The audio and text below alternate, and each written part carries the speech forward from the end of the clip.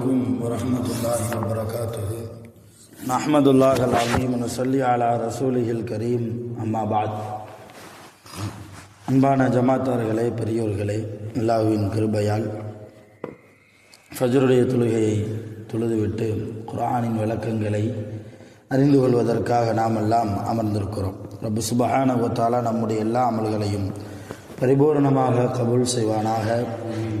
ஆமீன்.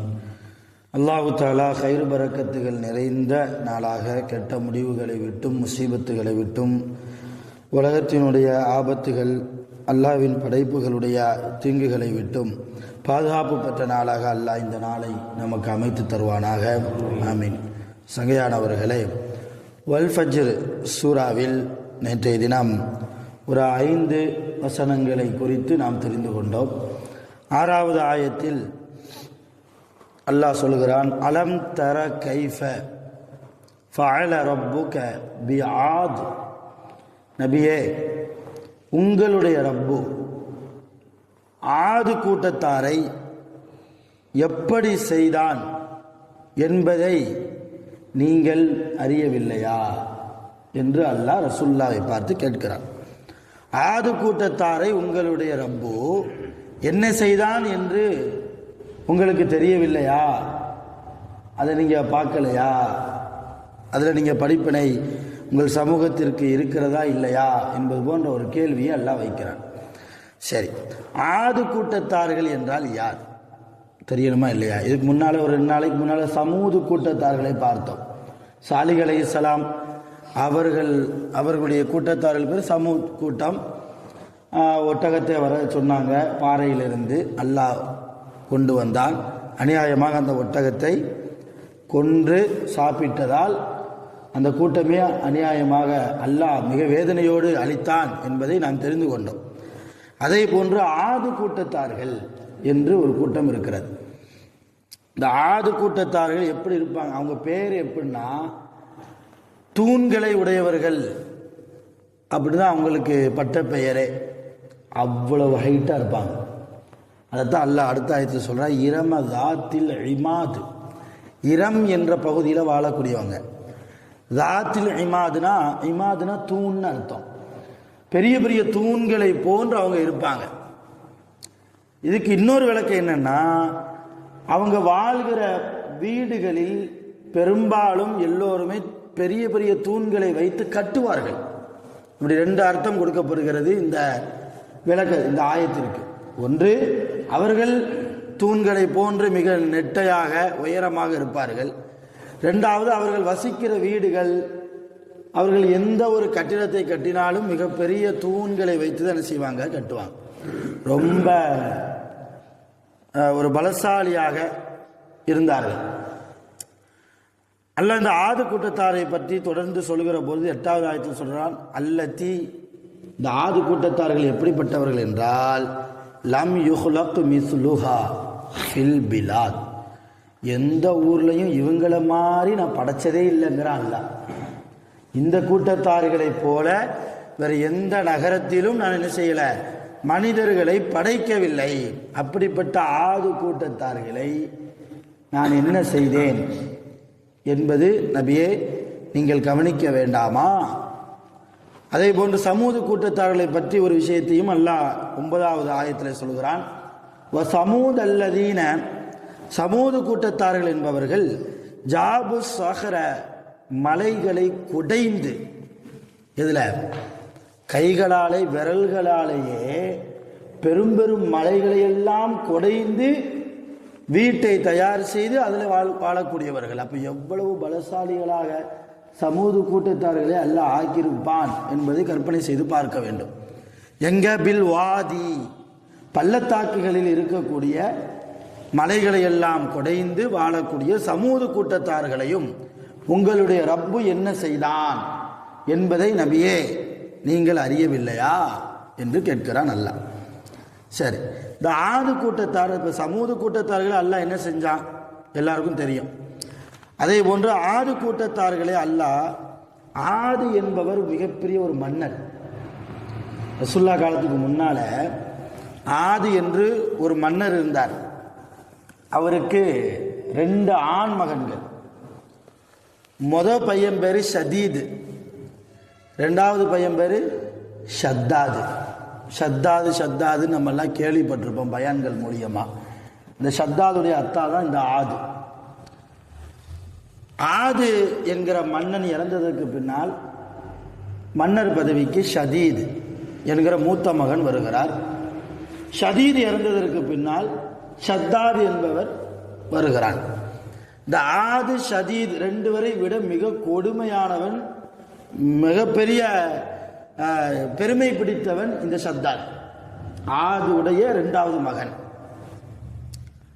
என்ன செஞ்சான்னா, என்ன அல்லாஹ் நன்மை செஞ்சா சொர்க்கம், தீமை செஞ்சா நரகம், நான் ஒரு சொர்க்கத்தை உண்டாக்கி காட்டவா என்று சொல்லி ஒரு பெரிய நகரத்தையே உண்டாக்கினான்.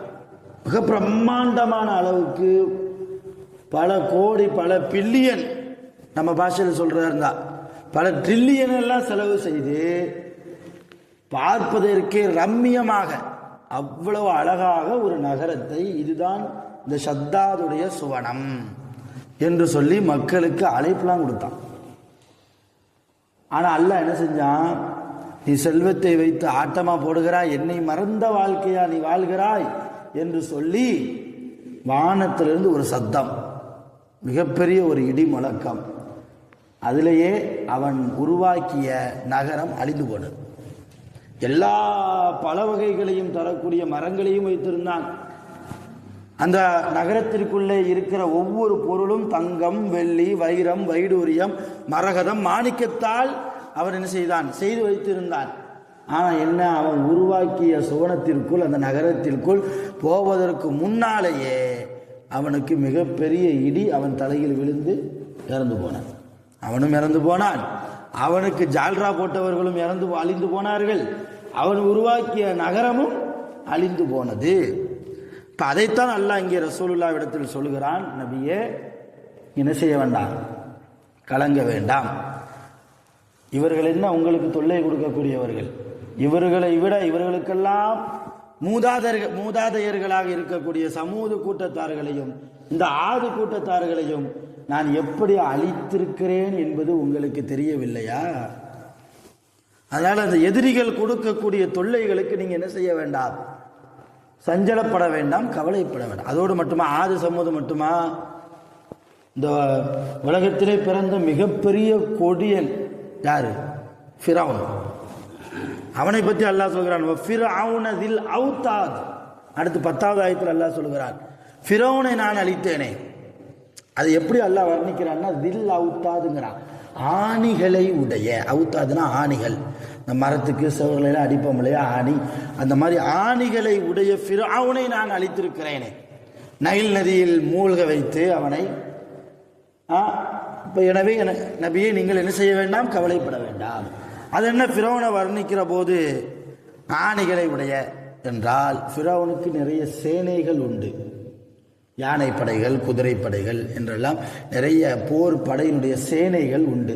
அந்த சேனைகளை கட்டி போடுவதற்கு கோடிக்கணக்கிலே ஆணிகளை வைத்திருந்தான். ஆணின்னா இன்னைக்கு நம்ம செவுரில், நான் உதாரணத்துக்காண்டி சொன்னேன், நான் செவுரில் அடிக்கிற ஆணி மாதிரி சின்னது கிடையாது.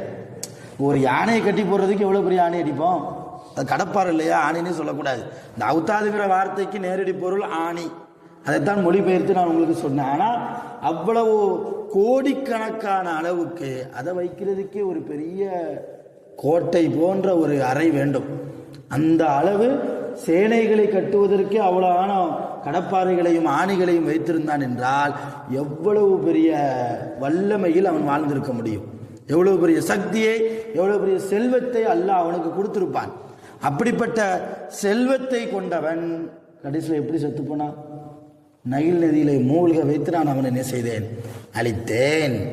அல்லதீன, இந்த ஃபிரௌன் கூட்டத்தார்கள், தகவ் ஃபில் பிலாத், ஊரில் என்ன செஞ்சாங்க, அட்டூழியம் செய்து கொண்டிருந்தார்கள்.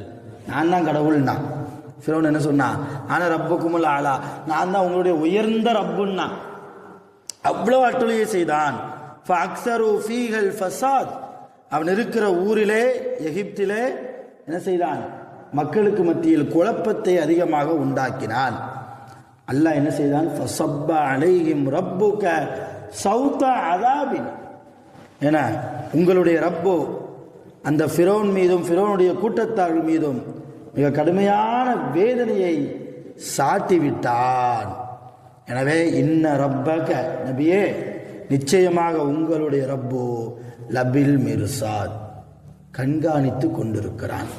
யார் என்ன செய்கிறா, யார் தொழுகிறா, யாருடைய தொழுகையில் உள்ள அச்சம் இருக்கிறது, யாருக்கும் துரோகம் செய்யாமல், அநியாயம் செய்யாமல், யாருடைய மனதையும் காயப்படுத்தாமல், அடுத்தவர்களுடைய சொத்தை அபகரிக்காமல் நியாயமாக யார் நடக்கிறார், தன் மனைவிக்கு மத்தியில், பிள்ளைகளுக்கு மத்தியில், பெற்றோருக்கு இப்பெல்லாம் நிறைய என்பதை அல்லாஹ் ஒவ்வொரு வினாடியும் லபில் மிர்சாத் என்ன செய்கிறான், கவனித்து கொண்டே இருக்கிறான் என்று அல்லாஹ் சொல்கிறான்.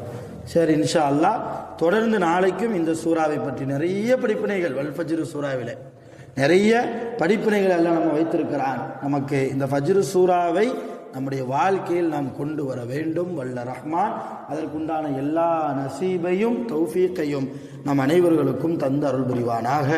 வாஹிரு தஅவானா அல்ஹம்துலில்லாஹி ரப்பில் ஆலமீன். سبحان الله وبحمده سبحانك اللهم وبحمدك أشهد أن لا إله إلا أنت أستغفرك وأتوب إليك. آمين. سبحان ربك رب العزة عما يصفون وسلام على المرسلين والحمد لله رب العالمين. صلى الله على محمد صلى الله عليه وسلم. صلى الله على محمد صلى الله عليه وسلم. صلى الله على محمد يا رب صل عليه وسلم. السلام عليكم.